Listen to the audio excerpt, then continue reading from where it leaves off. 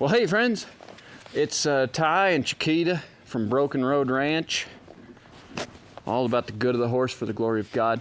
I wanted to do a little bit more on the exercise that I alluded to in the Devo, but I didn't really ever explain it as such because we had more important things to talk about.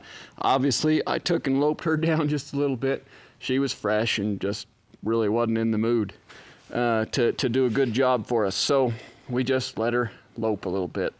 She's a sweater. I promise I didn't half kill her. So what we're trying to do is all based on the fact that we like to think of all maneuvers in three parts. We call it the pyramid or the triangle.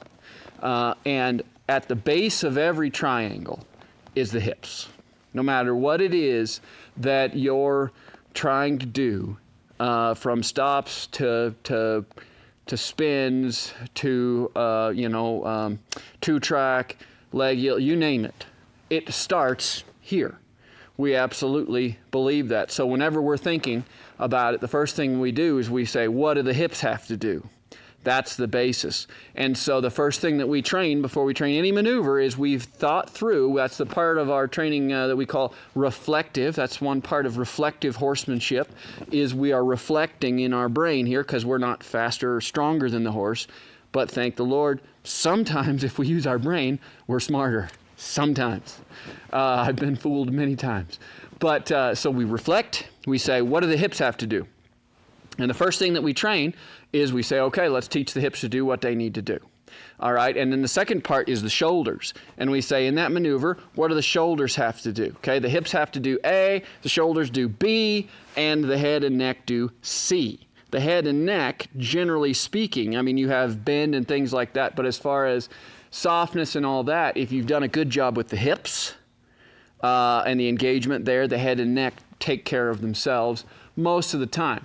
Now this mare is really heavy in the front and really likes to drop her nose down low, so she gets she gets heavy and disengages in maneuvers very easily.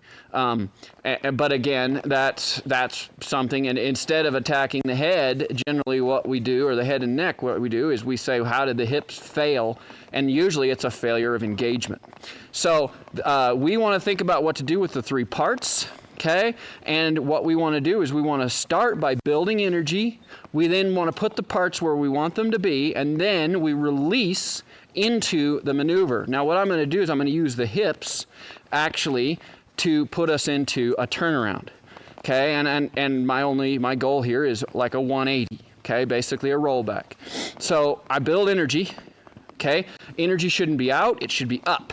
Okay, with this particular mare, you got to learn your horse. With this particular mare, it's a steady squeeze with a little bit of a bump to get the energy up, and you can see her there. The energy is starting to come up to me here in my seat.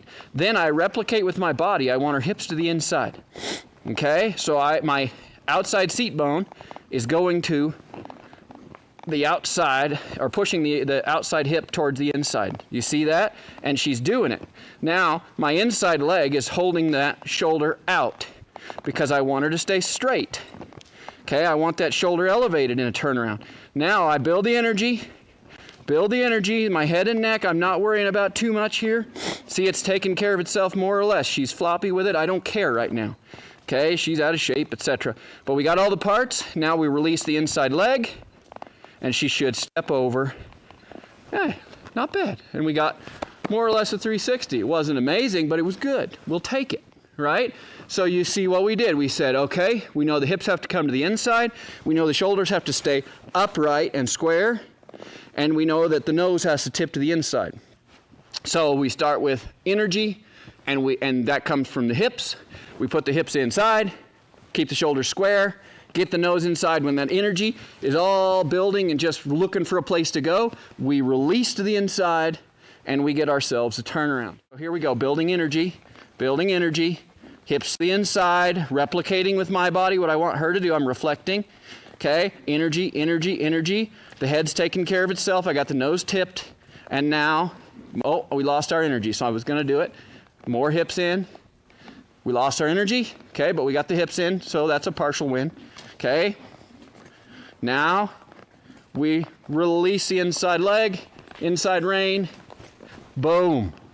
We roll, we drive those hips up like I'm doing right now, okay? We replicate our body into the shape we want them to be, all right? And I'm going to try to stop and show you. So I'm going to tip my hip to the left, right? Oh, there we go. See, look at that. And there she goes. Or there we go. So I tip my hip left, and she should stay straight or look slightly left and bring that hip inside.